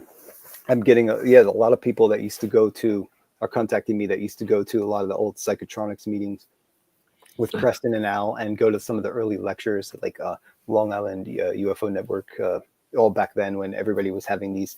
I actually printed in my book the Montauk Night flyer. So when I met them, it was at this bookstore called Mind, Body, Soul in Huntington. It was like $5 for Montauk Night, and you go in the basement and there's like a public lecture basically, and everybody was there. Everybody, Duncan, Al, and Preston and Peter Moon, they are up at a table, and we asked them questions. We brought stuff like pictures the second time we went, and we only went to 2, one in 94, one in 95. But then after that, they had them at somebody's house, and I got the flyers like in the mail, mailing address. But I put one of those in the book. I blocked out the name and the address, of course, but you can see it says Montauk Night continues, and so there's some cool extras in the back, like stuff like that. But yeah, there was a heavy. One of my friends actually, they were having the meeting in the town that I grew up in a Pizza Hut. All of them, 2 tables of psychotronics people, and my buddy was like in a table, a few just trying to get some dinner. He was by himself, and he said he saw 2 guys come in suits. I put this in like his story part of the book, like a local story from anonymous person. I know I don't want to out his name. I did that for everybody in that one section only. And then so he's sitting there and he sees these 2 guys in suits, and they're watching the group, and the group doesn't even notice them. So he's weirded out by the whole thing. He's weirded out by the group's conversations in general, And so he's like, let me go somewhere else. This is crazy. And he gets up and he leaves, and he goes to this diner, like on the other side of town. And so then a few minutes later, one of those suit and tie guys come in after him and sits near him and is just acting like nothing. So they saw him leave, and one of those guys followed him after watching it. They split up, and I thought that was interesting. But yeah, they were getting heat back then. Who knows how many survivors or people from Montauk had their own little groups that they talked about all this stuff that we will never find out about. Yeah, I was talking to a local guy yesterday, fisherman. His whole family's got roots there, and he told me that exact thing. He said, the locals have so much stuff that they don't tell people, and they all have stories, and like none of them have been heard pretty much. So I'm like, pretty cool, So I'd like to get in more and try to figure out some of that old stuff. And I mean, there's a lot to dig into. So I think it'll come to me when it's supposed to, and people will tell me when they want to, some stuff like that. So I'm just gonna go with it, go with the flow. But I have a plenty now to share. I want to share it already. So I think if I could just package up everything I just got in and all the stuff I have since that I couldn't fit in the first one too. I have a whole bunch of stuff. So if I could just jam it all into a second one, I'd be really happy. So Mike mentioned that Michael from Dark Hour Paranormal has a documentary on. I did not know that. Is it on his channel? Yeah, that's the one I was talking about, like how he ended up recording all those interviews that helped him complete that documentary. Wow. It's on his channel. It's called The Lost Souls of Montauk. Okay, and, yeah, I'm gonna look. I put that up on screen earlier. We just didn't talk about it. Okay, Thank you. And I think this thumbnail says the time is now. That's like a phrase that they whispered in Duncan's ear in the Montauk chair to create Junior, supposedly. Wow. As the legend goes, I should say, not supposedly, but. Now on your channel, you just put out a video, and LIB on he put out a video from the time you guys were just there. Plus there was what's his name? Wandering Oh yeah, the one with LIB I'm going to put out probably tomorrow because I'm just finishing. It's still like 50 minutes. So I was just, I think I have some doubles, phone and GoPro going at the same time. I was just going to cut out the less shaky one, but I'm almost done with it. And that's the Western Woods. We go deep into the Western Woods there. The one today was the Graffiti Wonder. Last night, Graffiti Wonder. That's it. That was back in February, but it was like the third part, and I didn't want to move on. Like I kind of keep it close together, at least the parts, of the video, because it was the third part of that day in the rain there. But yesterday where we went with Mike, it was a pretty nice day, but we were just, we didn't bring our water, and we were thinking, well, we'll be right back. We don't need it. First time we didn't bring it probably because I always have one in my backpack. Just this time we went light, and we ended up getting out there for a couple hours. We were like, yeah, we both need water. Like we didn't realize how long it would be because we just went wandering out there. So it was pretty cool. That's ground I've never set foot in. Thanks, thank you, Mike, for posting that. Oh yeah. Awesome. Yeah, like I was telling you before we went live, and I made a comment in Mike's video too that I've seen so many of his live videos and they're great. But the other day I'm on the edge of my seat and I'm listening and I'm hearing and I'm zooming in the screen and pinching it, making it bigger. I mean, that was a great video. And you two were just the other day. It was crazy. It was an amazing video. I just recommend everyone to go to LIB's channel and I think it was his last one he uploaded. It's like 40 minutes long. It was great. And then you said your part will be, you said out tomorrow? Yeah, I'll be done with it by tomorrow, and it's the same length, I think. And some slightly different views and a few things, but it's the same journey. I am going to boost the sound because I did. I don't even know if I got to tell Mike, but I did catch some of those vocals of the people that I swore they were people like horsing around, but they do sound a little more animal now. Yeah. And a couple other things. I'm always looking for this mysterious shack, and so I kind of. We dropped some GPS pins back there just to see how close we were and stuff like that to it. So I will probably return there until I find that little shack. But this was my first time setting foot over there on that part of Camp Hero. So that was something that had to be done, in my opinion. Well, I watched both of your videos, the one that you dropped and the one that LIB dropped. And I just loved both of them. They were fantastic. Thank you. That's awesome. That's why I do it any of this is, when to share and that just hearing that people enjoy it is enough for me. Now, have you gone on all the trails? You think there's some trails that you have not explored yet? There are definitely ones I still haven't been on. And across the highway from Camp Hero is like a whole nother world. There's this place called Money Pond where Captain Kidd supposedly put gold and treasure in. Oh. So they call it Money Pond. And then because he did tool around Long Island and bury some stuff here and there. So there's a few places that they are rumored. One's in Montauk called Captain Kidd Road. One's in I don't know if Treasure Cove is or not, but so there's a lot of places named after this.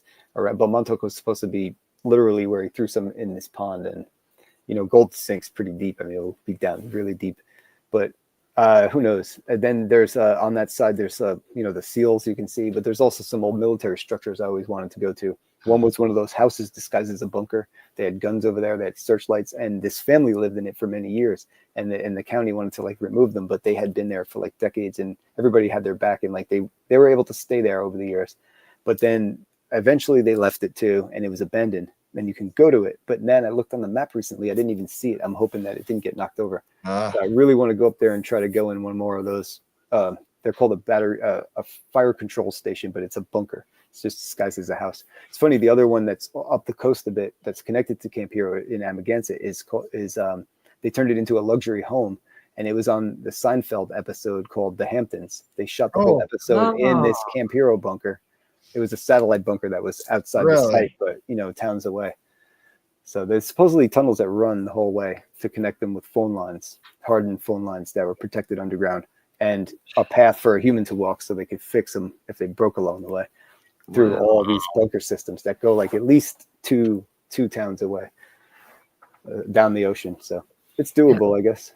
But, and that large rock we were talking about with the quartz is called Council Rock. I was trying to think of the name of it, and Mike it's Council Rock, that big giant rock that everyone was taking pictures of. Oh, that's the meeting in the Montauk reunion.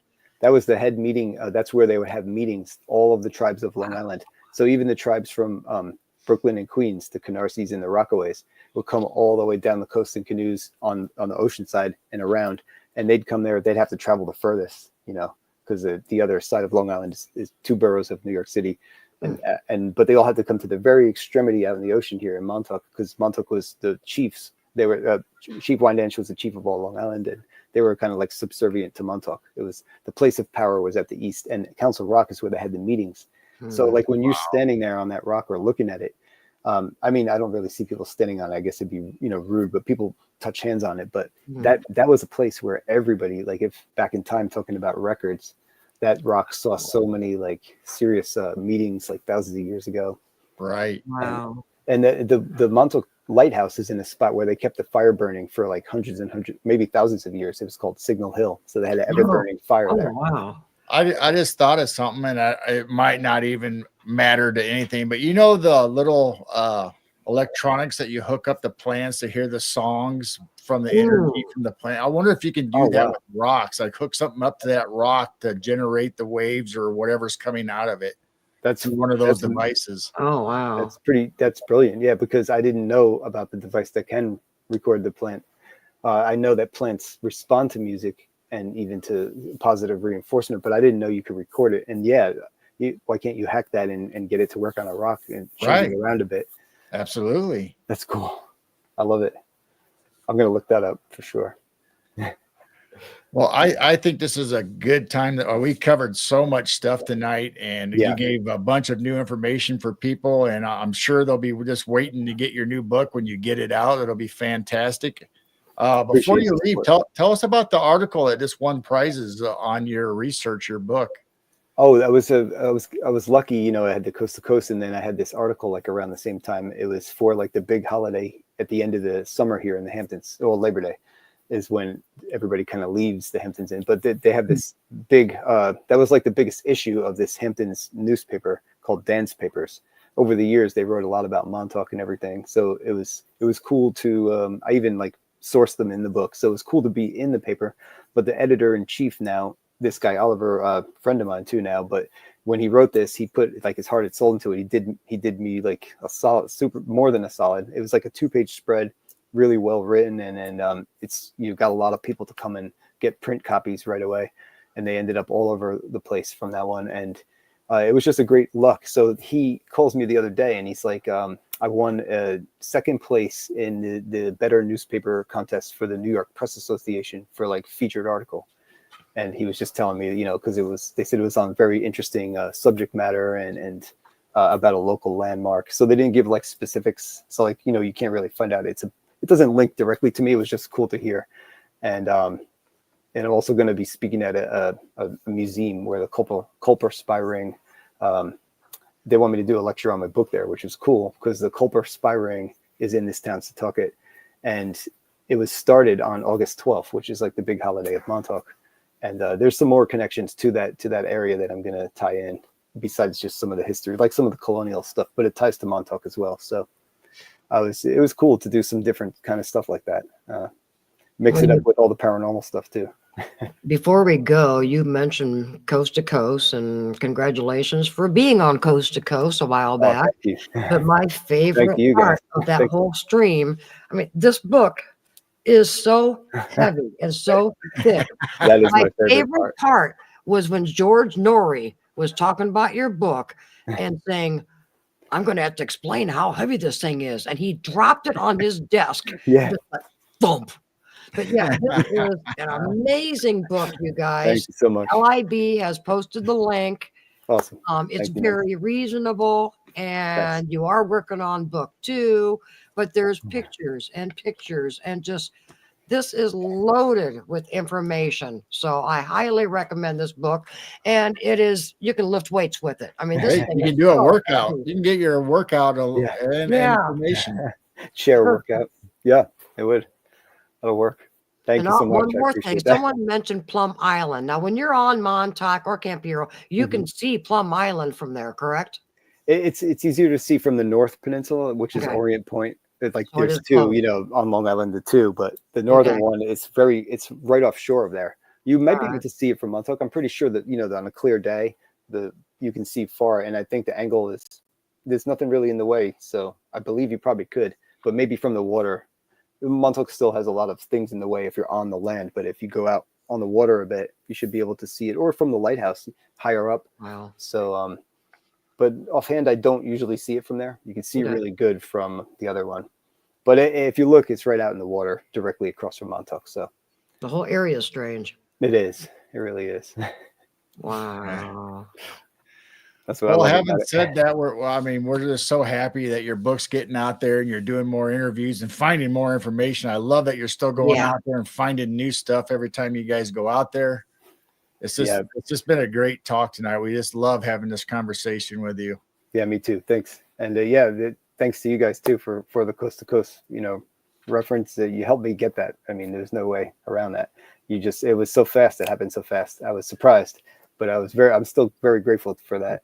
Well, talk about good timing. Timing and good luck. I feel like things. Yeah, it was meant to be, evidently. Yeah, it was meant to be for you to be on there during that time. Yeah. So now if anybody's out there listening, now we just need to get you on Fade to Black. That's our next project. M13 asked, what book am I holding up? Mike and LIB, you want to post a link one more time for the baby book? This is Brian. Don't make you lift it up too much. You have a picture of it, girl? Yes, I do actually. I'll do it that way. Yeah, because I've got a glare on this. This is Brian's book that you can get. This is my very reasonable on price, guys. Very bad. Oh, that's cool. Thank you. So there you go. You can go to the link in chat, and we post it in our description for the show tonight. Thank you, Mike. You can go there and order Brian's book. And like I said, it's very extensive, lots of information, great pictures in it. And it's his life work basically in this book. And he's already got more information, or he's had more information to post in his second book's going to be just as great. And also find his YouTube channel, Montauk Strange. Awesome. Thank you so much. We just love you. This is amazing on the information that you have. And, you've been doing this for so long. And we were so excited about the book. Now I'm excited about your second book to come out. I'm excited about Robin found the Coast to Coast interview link. Oh, cool. Awesome. There you go. Wow. Thank you, guys. Thank you, mods. You guys are great. That's awesome. Thanks. Amazing. That is my favorite part of too, when he dropped it on the table, the desk. Yeah. Oh, man. He said it almost knocked his computer off. He said, I knocked my computer off the desk. I couldn't ask for anything better than that. Let's start the show that way. So that was great. Yeah, that was cool. Well, so we'll definitely have you back. And I know you and Mike will be still heading out there, and we'll have you back here in a few months, and you guys can give us more information, and maybe you'll find some place that's not buried under cement, and you guys can really explore underground. I'm hopeful. Yeah. Yeah. And maybe those bluffs will erode away this half side of a whole thing we could climb into there. Who knows? I'm hopeful that we will get in there somewhere. Yeah, that would be amazing. You need to find a friend that makes ground penetrating radar that you just drag across and take your own readings. Yeah. Because when we had it for that day, on the TV shows, they had paid dozens of, I think it was $80,000 for the day. I don't know, but they had a lot of equipment. But I'd love to have one that we could tool around with every day there, or rig something up like a backpack version. You could just walk the base and my dream's LiDAR too. Do some LiDAR. I wonder how hard it'd be to convert like a fish finder for just a small drag across to see what it would do. Ooh, that's a good idea. Yeah. I always wondered that too. What's the difference between, I guess, sensitivity of water versus dirt? But who knows? Yeah. Wow. That's a great idea. Is there any plans for another reunion this summer or the summer after? I mean, we have our own, thing that we just assumed we were doing for a 5th year now, on, in August 12th area, like around those few days. But if there was people have talked about it, doing it again. I know some people want to come back but nobody's organized anything like that yet. So, it's a good time for it, but it's very hard to put anything together out there, and we did it all those times by the grace of, by the luck of the draw. I mean, there was more than just grace and luck. I don't know how we did it, but we made it through. And because out there it's a rough, you can't you want to just get like a bottle of water or something, and it's not like it's like 5 times the price, and you can't even find a place to eat dinner when it's busy in the summer, and like or get anything, and it's just gas and traffic. It takes hours to get out there in traffic. It's like really expensive. It's a popular tourist place, so I guess I think you and LIB and Brian Singh and Jessica, you guys ought to do a conference out there. That would be pretty epic. I mean, that would be amazing. I see Mark Hour, all of you guys, get everybody out there that goes to your little group, and plus all your friends, and maybe get survivors and experiencers, and just have a nice conference out there. Yeah, explorers too, because I mean, every time we go, we see all these people, and they're into it. Like you could just kind of tell, the way where they're walking, or maybe sometimes they have the shirts on, but whatever it is, I get a sense like a lot of these people either into Stranger Things or Montauk, directly, and you walk past them and nobody really talks or says, because most time in New York, people mind their own business kind of anyway. But like, I mean, I always say hello to people, and sometimes nobody says hello when they walk past, but other times some people are friendly, but it's just that extra step of asking if they know about what happened here. Because that's how I met the guy who told me that his daughter found the Montauk chair underground. And so I was trying to find out more about it, but she's really scared about it. And she had pictures. She showed her father the pictures, and they were like pretty technological. He said, I said, could it be a dentist chair? Because one of the guys from the airbase said that something happened to him in the dentist chair there, and he was never the same. And he still has nightmares like every night about it. And this is like on their page. So I'm like, wow. I mean, there's just so much, so many paths to follow, and all of them are interesting. And all these stories and stuff you find, even if they were like put down a long time ago, they're all interesting, and they all kind of connect. So I know to weave a lot of that together in some of these strands, the subtopics, and to make it clearer what I found for people, list all the sources and kind of string it together. And then I'd like to hear what people think about it, honestly, because to me it's a mystery too. But supposedly this girl found the chair, and maybe one day I can talk to her. Who knows? Yeah, that would be great. And if you guys have a conference, we can just all camp out at Mike's house. Yeah. Or in his backyard. Just bring your tents. We'll just invade LIB's house. Yeah, nothing like 2,000 or 3,000 people showing up and hanging out. Mind. Right. He's the host, I heard. That's funny. All right. Well, like I said, I expect to see a conference in the next year or so, and get it organized. And yeah, that's a good idea. We'll kick it around for sure. I'm sure we'll kick that around. Well, this has been a great time, Brian. We'll just go ahead and say goodbye to everybody in chat. Thank you all for showing up. Yeah, just stay put, and we'll just say goodbye to everyone. You got it. And thank you, mods, for the links. Just keep an eye on our chat for us. Thank you very, very much. I see some new names in here, which is amazing. Thank you very much. So anybody that's new to our channel, or even go to Brian's YouTube and LIB's and check out their videos, and please like, sub, and subscribe to them, and check out everything they have going on for Montauk and all their other subjects they like to talk about. And make sure you go to the link and check out the book. You will not be disappointed. I guarantee it. Thanks. So having said that, we love you all, and we'll see you next time. Thank you, everyone. Thank you, guys.